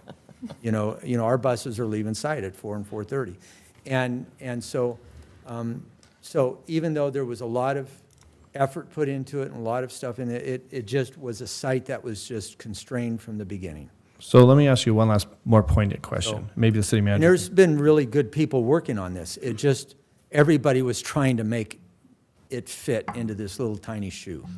You know? So if the school district was here tonight and they basically said, you know what, if you pick this site, I'm not interested, we're just not going to work for us, would you still be saying, you know, well, it's too bad, it's unfortunate, but this is the absolute best and we should move forward? Would that be your recommendation to us? Absolutely. Absolutely, yes, absolutely. Absolutely. Terrific site. Because we looked at it as a transfer station. We spent a lot of time when we were negotiating with other people looking at the site, because terrific site for heavy equipment movement. It's out and away from everybody, the fumes, the noise, everything. There's not going to be any growth around it for years to come, if ever. And it's terrific site. And we did a lot of extensive looking at it when these other proposals had thrown out onto this site. And when those fell through, especially the one back in November, or September with Cal Waste, go, okay, this, start looking at it from the point of view for the transit. Because we were still an orphan looking for a place to sit down, with our transit site. Well, I appreciate all the input from City Manager Kurt. Thank you for your input. Thank you for your questions. So, thanks. Mayor, if there's no more council questions. Yeah, is there any more council Public discussion comment. or questions? Just one thing that I don't think was touched on. I don't want to rehash everything that we've talked about on it already. But I did ask a question about the vehicle trips per day, what the increase would be, and if there's a bus facility there with the school, a joint use facility, we're looking at probably, I think, 150, 200 trips. 130-ish. In addition to the 30 trips, if it were just a, so I just want to be cognizant. I'm sure CEQA will address the roadway of Twin Cities as we move forward, and as an issue for the site. And then the last piece was just even reaching out further beyond the school districts in terms of regional partners, maybe the county or SAC-RT or any of those. I would encourage staff to continue to explore those options, because the more hands that we can spread it out to, we have the ability to expand. I think as we do that, the cost to our taxpayers is reduced as you're splitting it up amongst the different agencies. So, and that's all I have. I appreciate, I do want to make mention that I do appreciate the PowerPoint being in the staff report, because we kind of know what we're getting, and the community has kind of a preview. Being fully cognizant that we're not going to make decisions based on a PowerPoint that we see without explanation, but it's just nice to have that ahead of time to be able to review. So I appreciate that, Mark, putting that in there. One comment on your CEQA and the documents that we go forward. We would be looking at this site being an ultimate build-out. We have a lot of trips right now because we have a utilities maintenance yard up here with that's staffed with just under 20 people, and with all of our equipment and all this comes in and out to all of our water and wastewater systems throughout the city. We do own this portion right here. There's a 40-foot wide portion right here that's undeveloped, that we own it. It's a parcel that we own. And that's right where Chrisman Road is. So the CEQA documents showed that the trips would be too great at this location. We would develop about a 1,200-foot, 1,400-foot roadway right here and have a four-way stop right there. I can imagine the vehicle trips being that, I mean, a residential subdivision is going to generate more traffic than all of the buses that could be put there at ultimate build-out. I mean, correct. On the same site, so. 20 homes. 20 homes does 200. Yeah, exactly. So, and there's a lot of capacity in Twin Cities Road. Yeah. Still today, so. Thank you. Councilmember Sandu? Yeah, I have a few comments on this. First of all, Clarkson, thank you for giving us a very good presentation. I think that location is much better than the other location. That's the only location can be effective, that the other location is very much in between the residential. My question is, we are talking about with the school cast. I think Kurt might be more familiar with this than how far with the school. I'm talking about this decision is best interest for the city. I totally understand this is best. But school is also part of the community. How much effort we make, including city manager and Kurt might be no more than that, to approach the school district, what they want to come or they want not. The thing is, I'm agree with my co-councilman. He want to make a decision whatever is the best for the city. But if you give somebody opportunity, the other person be respected. So I just need to know how the school at this point, how you guys communicate with them, how far communicate, and what their answer on that. I believe staff's weren't we trying to coordinate a presentation for them? We are. Yeah, I talked to both superintendents and offered to come to the board meetings. I offered Mr. Clarkson to come to the board meetings and do a presentation. I really appreciate that, Mr. And, Plaza. well, I think it'd be helpful for them to fully understand, what level of commitment we're asking for, which is, I think, pretty minimal at this point. So, Councilmember Sandu, I was at the meeting also, and they did express interest. Of course, they're having a funding issue. The school district right now has 131, 137 bus trips every day out of that tight neighborhood. So this might be a better option for them, especially if the notch grows and there's another school put in, there'll be more buses. So they're going to have to do something eventually, but, trying to generate the funding, and they haven't gone in front of the school board, so it hasn't been on, there's no action yet. So, but there's been discussion with superintendents, and so not all the board members know yet because it hasn't been brought, because they want to break the Brown Act. So they're working on that. That was for Ashley. So, Mr. Clarkson, how many buses do you say that if you could possibly accommodate at that site? Eventually, you said 70? Well, SMUD indicated 77 electrified vehicles. I don't know where they come up with that number. RT indicated that to myself and Mr. Palazzo. So don't know how much. That site's going to be able to hold hundreds. Right. I mean, just the 9 acres. I don't know how many buses the school districts have put together, but About 35 Yeah. right now. put together, both of them? About, yes. They share. Yeah, they're High all school in and the one yard. Grammar school shares one Okay. yard. All in one yard. Councilmember Sandu, were you done? Yeah, I'm done. Okay. I just want to make sure we communicate with regular. So, I mean, if you did have 40. This is the yard that they're in right now. They're in about 2.5 acres. So if they didn't grow their fleet and they got 40 buses, they go in and out twice a day, morning and then afternoon. 131 trips. So that's actually 160 by my math. I went to Galt High, but I'm pretty sure it's 160. Well, they don't all, some of them go different times. 1 trip, 2 trips. And there's- Anyways, it's really relevant, and I appreciate your comments, but I think that what he stated is that it doesn't, even if we were to postpone and reach to the school district and they said, we are not interested, it's not going to change his recommendation. That's still the site, regardless of whether or not they were interested or not. It doesn't seem to really be a factor at this point, really. So. Their supervisor's the one that told us how many trips. It truly is a factor in the layout of the site, because if we can accommodate somebody, we'd probably put our fuel island to where we can handle 4 or 5 buses at a time. If we were just accommodating just the transit site, we'd be in a small little area, about 2.5 acres. We just combine everything. But by trying to accommodate somebody, we'll push the fuel out a little bit, move the driveways a little bit, make this building to where there could be some shared facilities of the building, whether it's restrooms, meeting rooms, shared items, so it can keep costs down for everybody. So it'd be nice if we could get somebody in there, but we have to move, on this. And we have been talking with the school district for 1.5 years, different people, and they changed their players pretty recently in the last year or so, some of the key players. So, but we've got to move forward. Thank you. All right, any other discussion by council members? Is there any public comment? All right. So we need adopt a resolution approving just moving forward with the wastewater treatment plant site as the preferred location for the new transit operation and maintenance center. Moved. Moved by Councilmember Campion. Can I get a second?